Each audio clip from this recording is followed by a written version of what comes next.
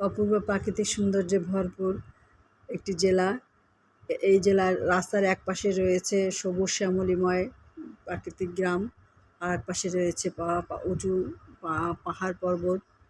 হ্যাঁ, আমি আপনাদেরকে যে ভিডিওটি দেখাচ্ছি সেটি হলো পার্বত্য চট্টগ্রাম জেলার ভিডিও। কক্সবাজার থেকে দুপুর 12:30 কক্সবাজার এক্সপ্রেসে ঢাকার উদ্দেশ্যে রওনা দিয়েছি। সেই রেলের ভিতর থেকে আমি আপনাদের জন্য এই ভিডিওটি ধারণ করেছি।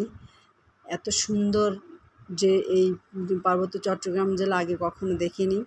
কিছু দূর পরপরই পাহাড়, তারপরে সবুজ শ্যামলিময় গ্রাম আমরা দেখতে পাচ্ছি।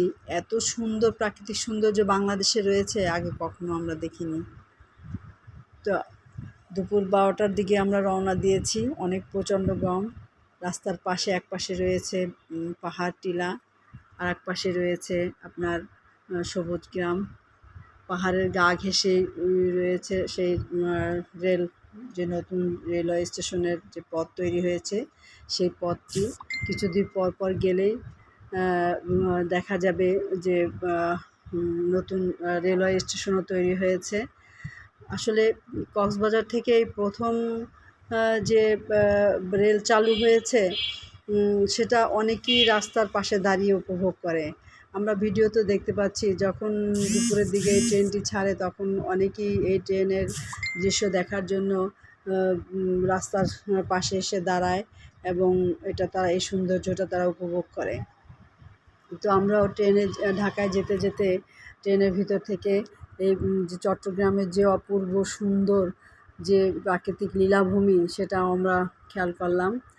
কক্সবাজারের সৌন্দর্য উপভোগ করার পর এবার ওখান থেকে ফেরার পথে আমরা এই সৌন্দর্যগুলো আমার চোখকে খুবই করেছে। আমি এই ভিডিওগুলো করার সময় আমার খুবই ভালো লেগেছিল যে এত সুন্দর আমার এই বাংলাদেশ, এত সুন্দর প্রাকৃতিক দৃশ্য রয়েছে, আগে কখনো দেখিনি।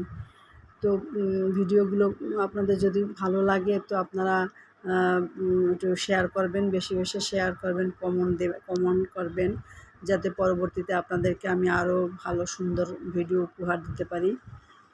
দেখেন, নতুন করে এই রেল লাইনের উপর ভিত্তি করে রাস্তার পাশে বিভিন্ন থানায় নতুন নতুন রেলওয়ে স্টেশন তৈরি হয়েছে। কত সুন্দর এই প্রাকৃতিক সৌন্দর্য।